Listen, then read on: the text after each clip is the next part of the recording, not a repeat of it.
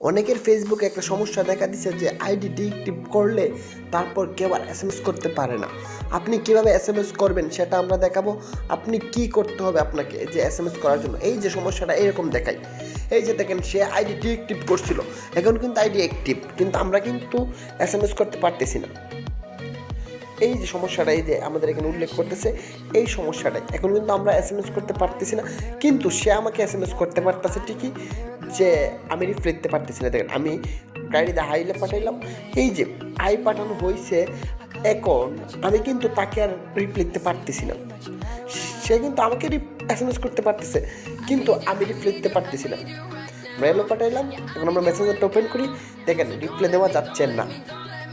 এই সমস্যা থেকে আপনি কিভাবে বাঁচবেন, এই সমস্যার সমাধান কি সেটা আপনাকে দেখাচ্ছি কিভাবে আপনি কি করবেন।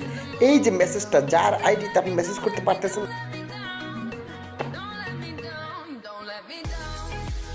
তার নামের উপরে চাপটা ধরে রাখবেন। ধরে রাখার পর এরকম অপশন আসবে, তার নামের উপর চাপটা ধরে রাখবেন, যার আইডিতে আপনি মেসেজ করতে পারতেছেন না যাকে।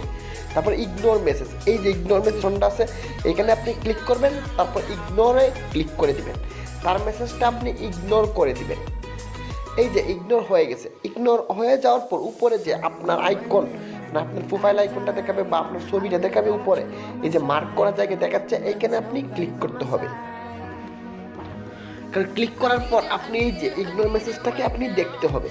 আচ্ছা, আমরা এই যে উপরে নেন আইকনটাতে ক্লিক করবেন, তারপর রিকোয়েস্ট মেসেজ, মানে মেসেজ রিকোয়েস্ট যে অপশনটা সেখানে ক্লিক করবেন, তারপরে যে স্পাম, এই যে স্পাম যে অপশন আছে সেখানে ক্লিক করবেন, এবং তার মেসেজটা আপনার দেখাচ্ছে যে উপরে, যেটা আপনি একটু আগে ইগনোর করছিলেন সেটা আপনি ওপেন করবেন।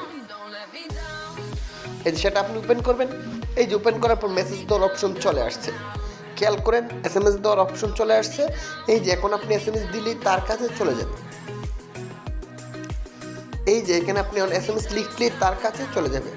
আশা করি বুঝতে পারছেন যে কিভাবে এই সমস্যাটা আপনি সমাধান করবেন। এখন দেখেন এখন আপনি চাইলেও তাকে এসএমএস করতে পারবেন, রেগুলার এসএমএস করতে পারবেন, কোনো সমস্যা নেই।